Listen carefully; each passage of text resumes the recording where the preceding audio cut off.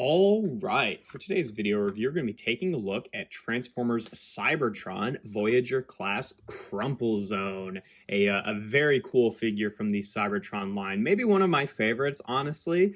He is a member of the Speed Planet Velocitron, so as such comes with a Velocitron key here. And yeah, I love this vehicle mode. It's like, I don't know, it's just the right amount of like, alien and otherworldly, like not looking too much like a, an Earth car, but also having distinguishable features like an actual cockpit here, which actually has a little like sculpted seat on the inside of it, which is a very nice touch here. Also, an interesting thing about this figure is if you look at the plastic, there's kind of like a sparkle to it. There's like, I don't know, just like other specks of like a lighter green, kind of more metallic-y green kind of worked into the plastic there, which definitely gives it a really nice shine. I love the aesthetic of having the, the translucent wheels here. On the back wheels, I don't know if this was like the intended effect or if this is just like some way that the figure's aged, but it has this weird sort of like pattern to it where it looks like it's actually like, I don't know, kind of, like shattered a little bit, which is it's not the plastic shattered. I think it looks to me like it's like,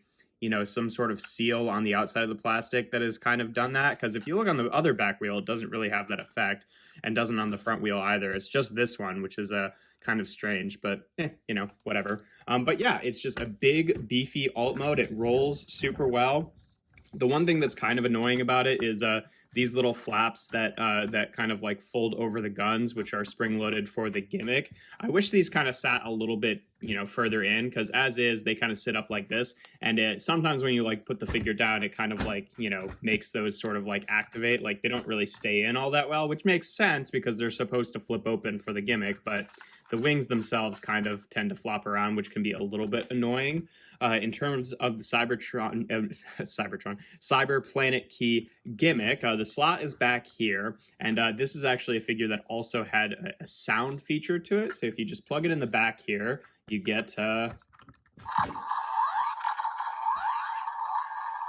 nice laser effect, which literally did not know that still worked until this morning. I kind of forgot all about the sound feature on this toy just because I usually take the batteries out of figures, so I kind of was like, oh, okay, I'm going to talk about how I took the batteries out, and then I plugged that in, and I'm like, oh, I didn't realize that still worked. I didn't realize I left the batteries in this figure, because I usually don't really like sound gimmicks myself, but that is a nice one because at least it's kind of like, specifically activated with the Cyber Planet key, so it doesn't just like happen on a hair trigger otherwise. But yeah, these big guns flip out, and then obviously the little wings flip out to the side.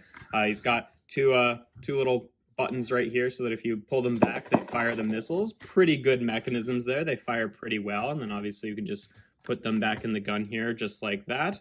And yeah, that's a pretty good gimmick, all things considered. And then you can just flip it back like that. You kind of have to sometimes be a little bit forceful with it to like lock it into place. And the other thing that's nice about this one is, you don't really have to use the Cyber Planet key if you don't want to. It's pretty easy just to kind of like force this mechanism and flip it over, and then you don't have to like listen to the sound either. So, I prefer when you have the option of not using the Cyber Planet key, because otherwise, like if you want to mess around with a toy, like do you have to just like have one of these lying around all the time? Like I usually don't. I usually have them in a box. So that's kind of nice. But yeah, no, it's a really good alt mode. I love the big dramatic effect of those guns flipping over. I think it's a really cool sort of a play feature. But yeah, in terms of comparisons in this mode, just for a standard one, here he is with Kingdom's Sideswipe. So you can see what he looks like with an average modern deluxe there.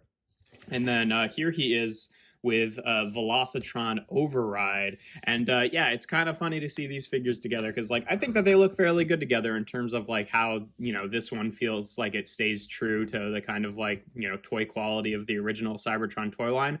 But there is definitely something to be said about the fact that these two are both Voyagers. And he's like easily twice the size, and then also has like a big spring-loaded gimmick, and then the sound feature.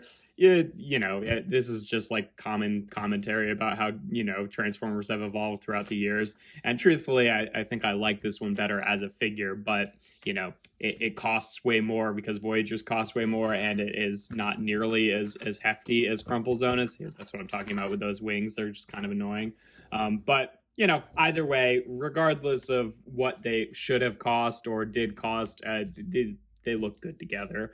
But yeah, in terms of transformation, first thing you want to do, let's just get this on frame here. This is gonna be kind of a pain here. If you want to take these sections here, which will be the feet, and they actually unpeg from this front wheel, and then you can take this entire section, and then on this green armature, it'll just flip around like that, and then click into place. And then take the toes themselves and just flip them up like that, and there you've got the legs. And then for the entire top section here, let me just adjust the camera here real quick.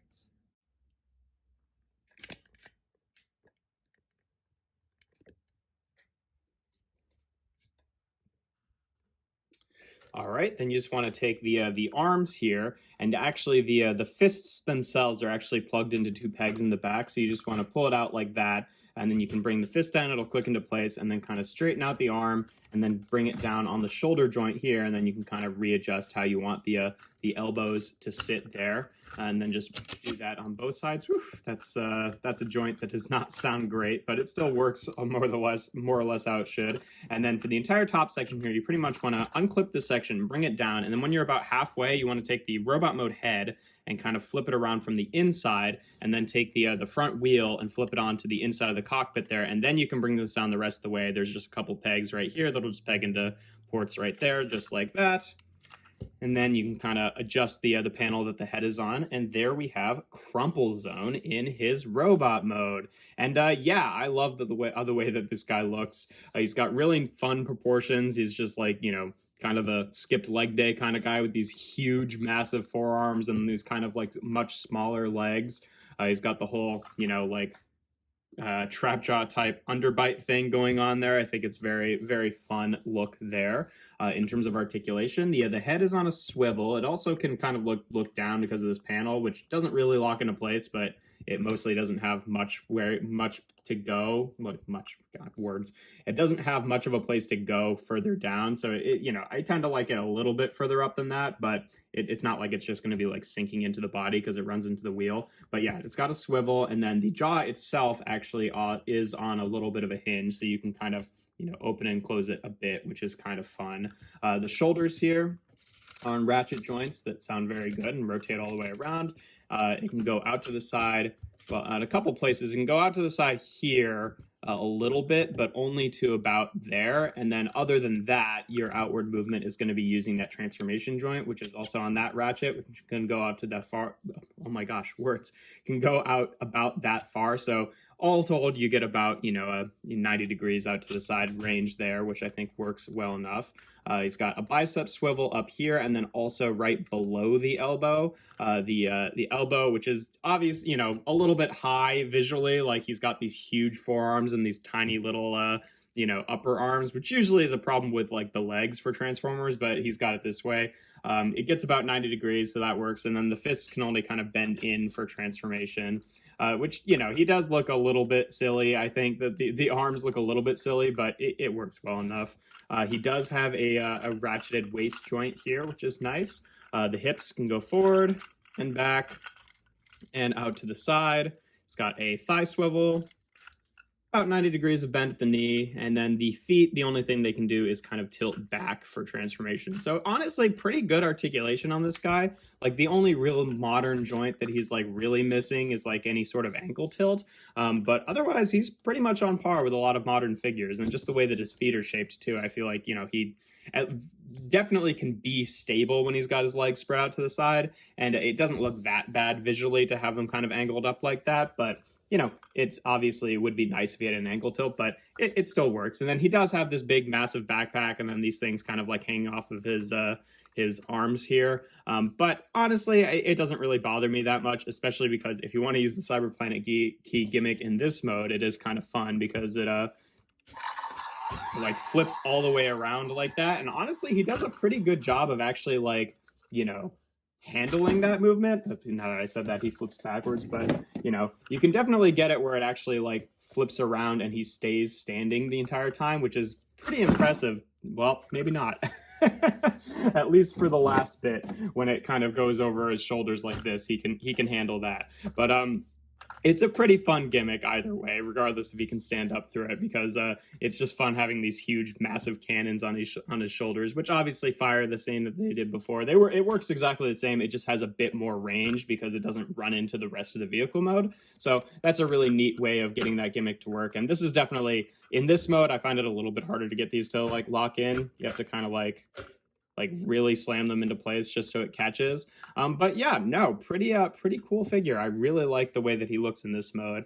In terms of comparisons in this mode, here he is again with Kingdom Sideswipe, just for that standard size comparison. And here he is again with Velocitron Override. And again, I think that they look really good together. I think that, they definitely match aesthetics here. And then just for a bit of fun, here he is with Transformers Prime Bulkhead, just because I feel like they would make good rivals. They're both, big, bulky, green, tough guys with big arms and tiny legs, and like the jaw thing going on there. I definitely feel like there was a bit of Crumplezone inspiration when they were originally designing Transformers animated Bulkhead, and then obviously going on to Transformers Prime.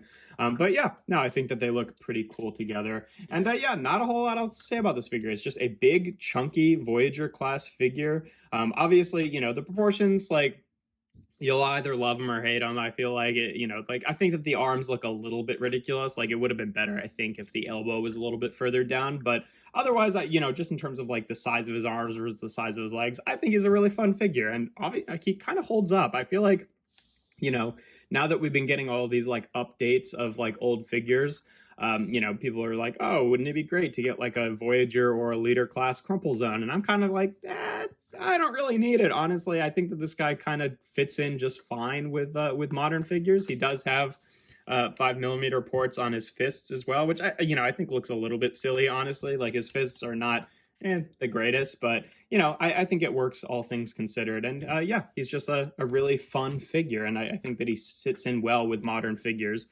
Just in terms of like, having a pretty decent amount of articulation.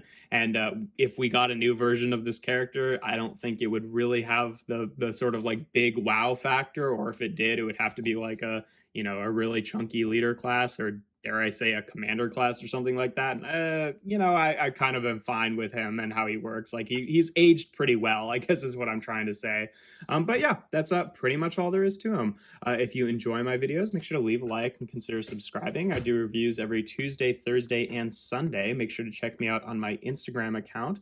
That's toys.n.art. And without further ado, here we have Transformers Cybertron Voyager class Crumplezone.